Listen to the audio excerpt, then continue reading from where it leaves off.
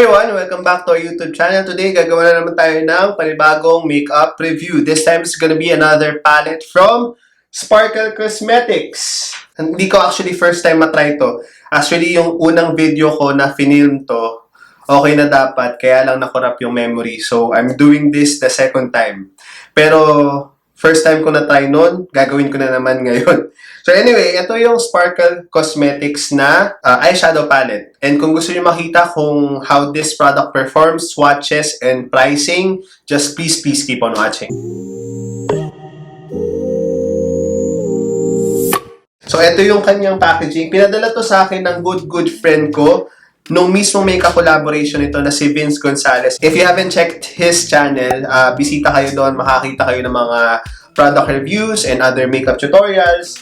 And pinadala niya sa akin to. Dalawa tong pinadala niya sa akin. So alam niyo na at the end of the video kung ano mangyayari dito sa pangalawang palette na to.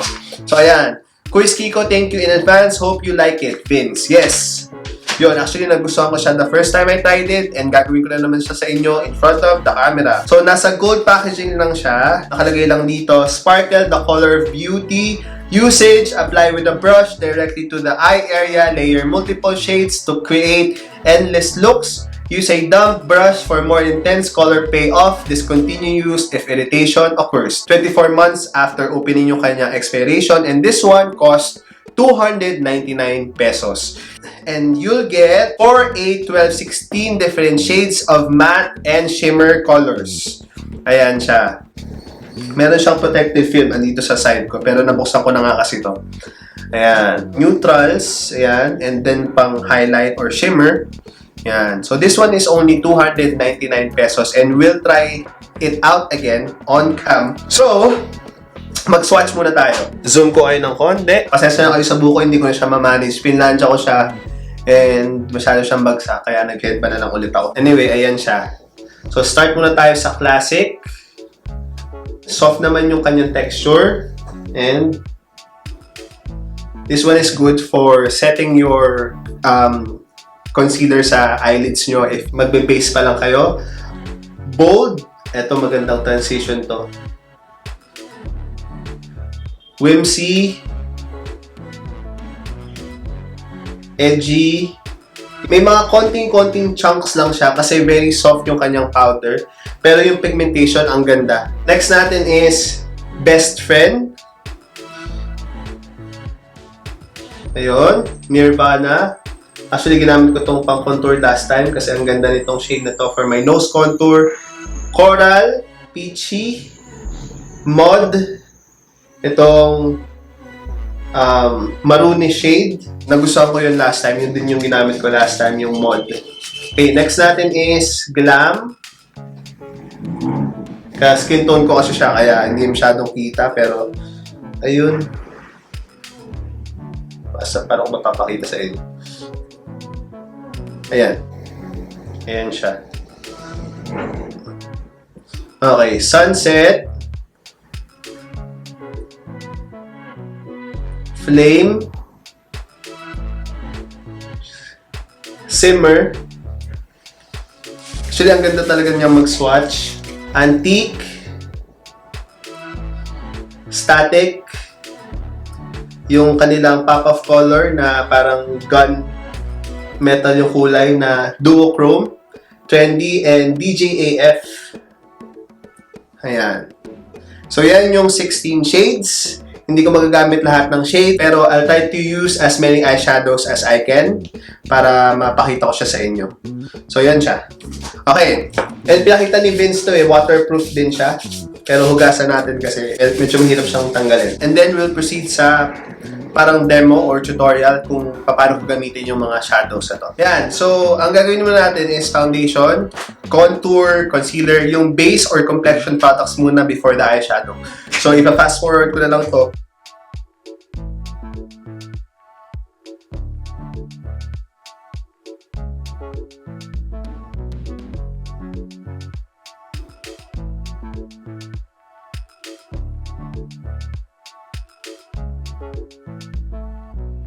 Tapos, set tayo ng powder. For the eyes, prime ko lang siya using my concealer. Alam niyo naman yung mga ginagawa kong makeup looks, puro semi-Korean lang na konting-konting shadows lang. Ito na nga pang set ko. Una.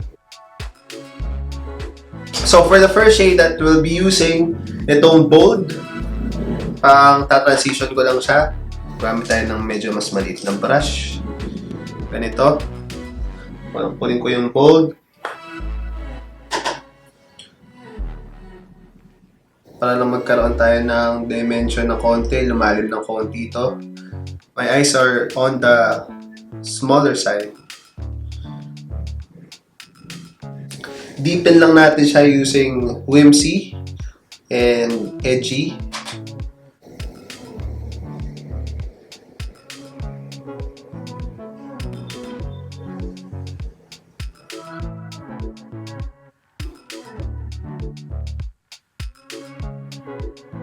Kunin ko yung set natin kanina and using ko lang yung edges para wala tayong harsh lines. Tapos, with a smaller brush, kunin ko tong edgy and mod. Lagay ko siya dito.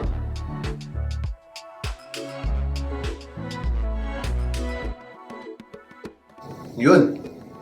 Gusto ko yung kulay niya. May fallout lang ng konting-konti. Pero normal naman siya shadows yun. Gusto ko talaga yung mga ganitong kulay. Mga parang maroon. So, I'm pulling my eyes downwards kasi mas gusto ko yung ganong effect. Mix pa rin natin yung dalawa. Edge and mod. Tapos, blend natin yung edges. Parang mas gusto ko pa siya na mas pula. Mas Korean. Mas distress yung look. Okay. Tapos, kuha ko ng pencil brush. Asa may aking pencil brush dito. Kuha tayo ng ano baka magandang kulay dito. I guess ito na lang. Flame. Medyo bronzy. Lagay ko siya dito. Uy, intense. Ganda to nung may contact lens eh. Kaya lang. Nasa baba yung contacts ko. Gamit ako ng glam para dun sa inner corner na pamuta. Ano pa kaya pwede nating gamitin? Try ko tong DJAF.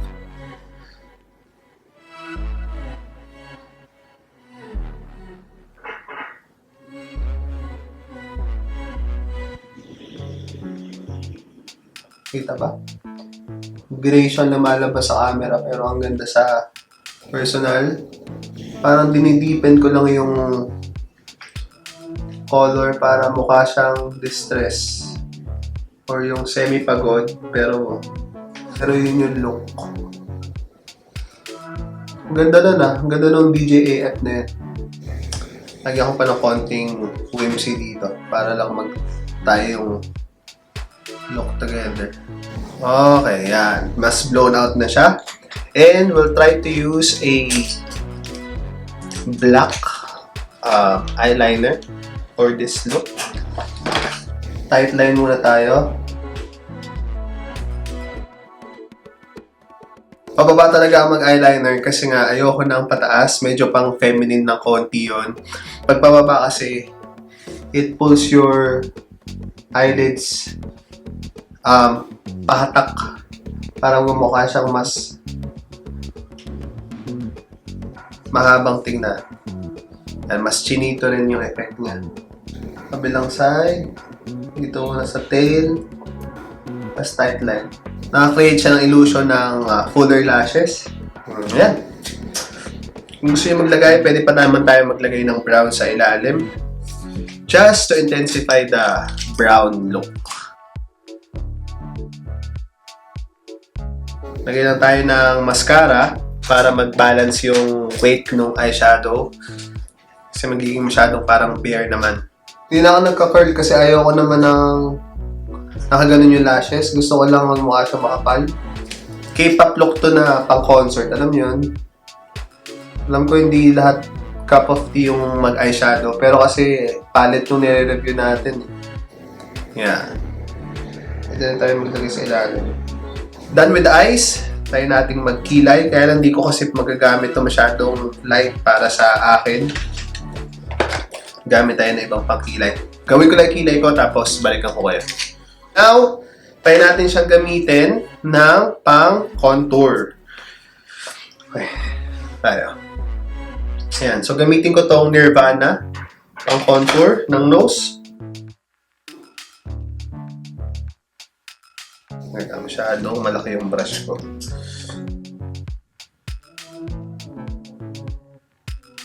Yung shade na to perfect para sa nose contour. Not too warm, it's not too cool. Nice, nice. Then, gamitin din natin yung Nirvana pang contour ng cheeks. Ayun na.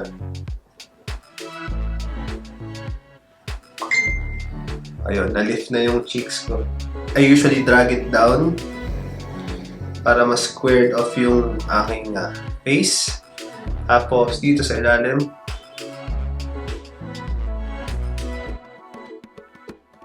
And sa temples. Para lang magkaroon ng dimension ulit. After that, kuha ka ng face brush mo. And blend everything together muna.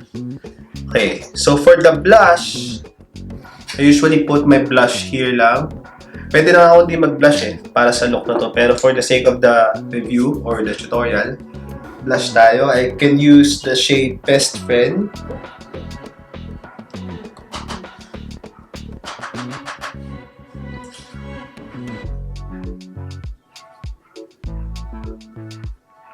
Medyo drop blush. Okay na ako dyan. And then, tong Glam, mix ko sa Sunset para sa aking highlight. Uy! Uy!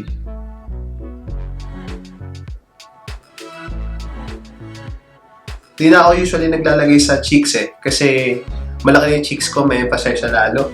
Pero dahil sa review na to, lagay tayo ng konti. Yan! For my lips, gawa lang tayo ng gradient effect. Okay, yun muna. For the base, wala tayo ng medyo dark pa.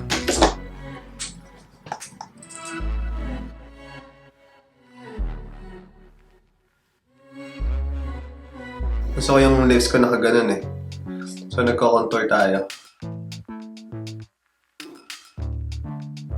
Yan.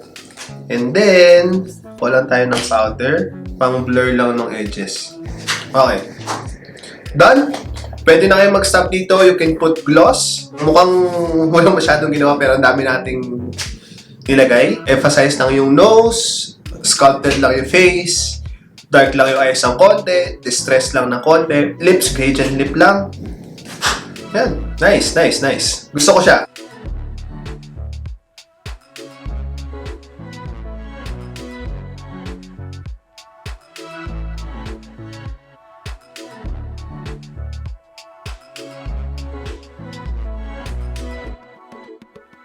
For 299 pesos, you'll get 16 shades. May mirror and gold yung packaging. Yan siya. So, for the fun part, yung giveaway. Kasi nga, pinadalan na ako ni Vince sa isa pang sparkle. So, ito yung ginamit ko. Ito yung papamigay natin. For the giveaway, papadalhin ko na lang para sa inyo. Follow nyo lang ako sa Instagram. Tapos, pag nag-follow na kayo sa Instagram, i-comment nyo sa baba ng video na to yung Instagram account nyo. And yun na. You've got yourself an entry. So, kunwari ako, Kikoville yung Instagram ko. Lalagay ko lang siya sa comment section. And then, pipili ako random. I-check ko rin naman siya kung yung particular na username na yon or yung ID na yon sa Instagram naka-follow sa akin. Kapag naka-follow and naka-comment dito sa video na to, one entry na siya. So, ganun lang kadali. Wala nang kailangang sabihin, wala nang kung ano-ano. And, i-announce ko siguro yung winner after 5 days siguro. Abangan nyo sa Instagram ko kung sino man nanalo ng isang sparkle palette na to. Kaya Glow Fam, kahit Vince ang pangalan niya kasi that's what he calls his subscribers, Glow Fam. by the way. Yun lang. Sana nagustuhan niyo yung video. If you're not subscribed yet, please do so I can continue making these kind of videos. My social media accounts will be linked down below and here sa screen. If you have any other requests, feel free to DM me or comment it down para magawa natin ng paraan. I'll see you guys soon. Thank you guys for watching. Stay safe and God bless. Bye!